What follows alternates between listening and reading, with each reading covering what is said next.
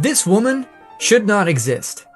Her name is Martha Argerich, and in this clip she is 83 years old.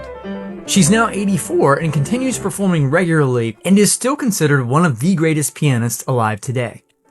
This is Doc Watson at age 79, showing flat-picking speed and dexterity that guitarists 50 years younger would sacrifice body parts to have. And yet, if the story we tell about aging is true, neither Doc nor Martha should exist.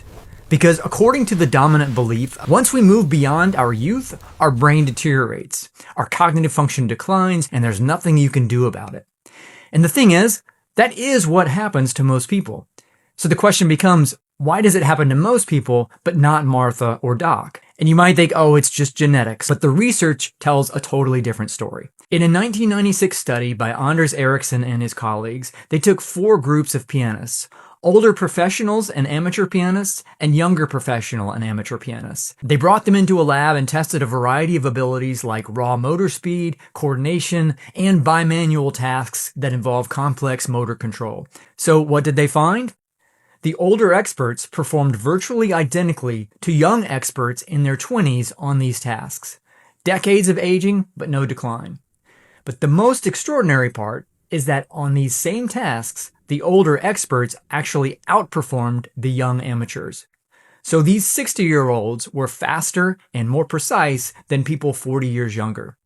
Meanwhile, the older amateur pianists had declined significantly. They didn't perform as well as the young amateur pianists. So what explains the differences here? It's not genetics, it's not talent. The difference was explained entirely by how much they'd practiced. And the older pianists who were continuing to practice around 10 hours per week were the ones who'd shown no decline with age in these various tasks, and who outperformed pianists who were 40 years younger. The pianists who had declined were all practicing 1 hour or less a week. So the strongest predictor of who maintained performance was not age, but how much someone had been practicing recently. What this means is that the neural pathways that you build through years of training stay open only if you keep using them and challenging them. Martha Argerich isn't performing at the highest levels at age 84 because she won the genetic lottery.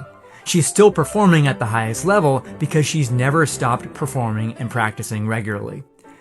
The story we tell about aging is that decline is inevitable, that your skills will fade markedly no matter what you do. But that story is wrong. And what this means for you is that if you have skills that you currently value and you want to keep, don't take them for granted. Their future is literally in your hands.